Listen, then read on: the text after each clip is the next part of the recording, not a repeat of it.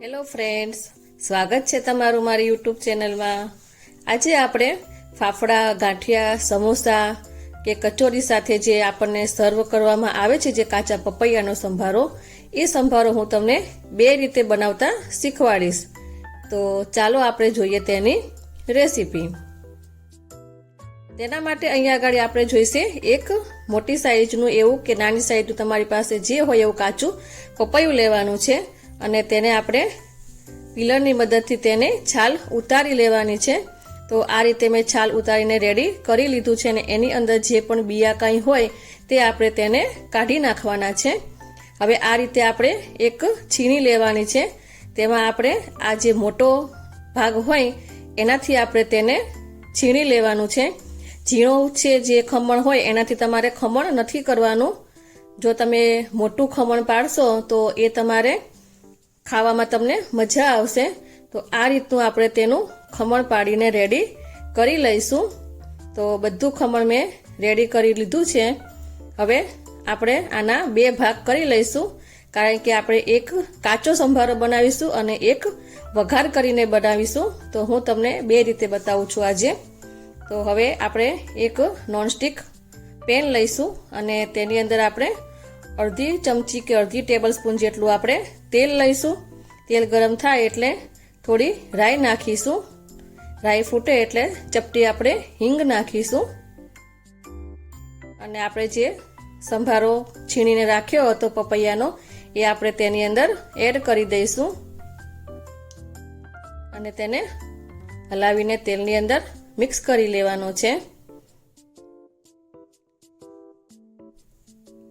હવે તેની અંદર આપણે મસાલા કરવાના છે। તો અડધી ચમચી જેટલી આપણે હળદર નાખીશું અને મીઠું આપણે સ્વાદ પ્રમાણે નાખવાનું છે। એક ચમચી જેટલી આપણે ખાંડ નાખીશું, કારણ કે આ સંભારો સહેજ ગળપણ વાળો હોય છે તો જ તમને ખાવાની મજા આવે છે। પછી આપણે બધું હલાવીને મિક્સ કરી લેવાનું છે। આ સંભારાને આપણે વધારે પડતો કૂક નથી કરવાનો। હવે આપણે તેની અંદર લીલા મરચાં એડ કરીશું। મેં અહીંયા આગળ એક નંગ લીલા મરચાંને લાંબી લાંબી ચીરી કરી અને રેડી કર્યા હતા, તે આપણે તેની અંદર નાખીશું। જો તમારે મરચાં પસંદ હોય તો નાખવાના, નકર પછી સ્કીપ કરી દેવાના। છેલ્લે આપણે લીલા ધાણા એડ કરીશું અને બધું બરાબર સાંતળી લઈશું એકાદ મિનિટ માટે।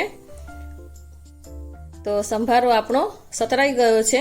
હવે આપણે ગેસની ફ્લેમ બંધ કરી દઈશું।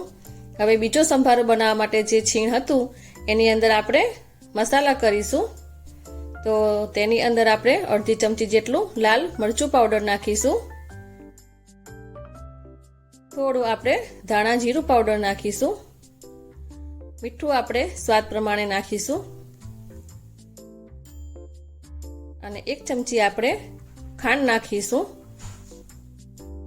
અને મસાલા અને સંભારાને આપણે બરાબર હલાવીને મિક્સ કરી લઈશું। આપણે હાથની મદદથી બરાબર મિક્સ કરી લેવાનું છે।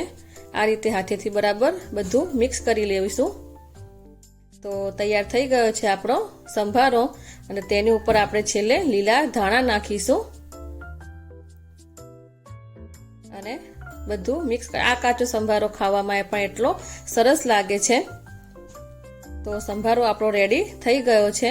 બે જાતના આપણા સંભારા બનીને તૈયાર થઈ ગયા છે। તમને જે પસંદ હોય એ તમે બનાવી શકો છો।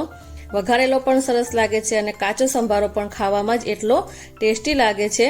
તો તમને મારી રેસીપી કેવી લાગી મને કમેન્ટ બોક્સમાં જરૂરથી જણાવજો। જો તમને મારો વિડીયો ગમ્યો હોય તો મારા વિડીયોને લાઈક કરી, શેર કરી અને મારી ચેનલને સબસ્ક્રાઈબ કરી દેજો। તો ફરી મળીશું આપણે નવા વિડીયો સાથે। Thanks for watching.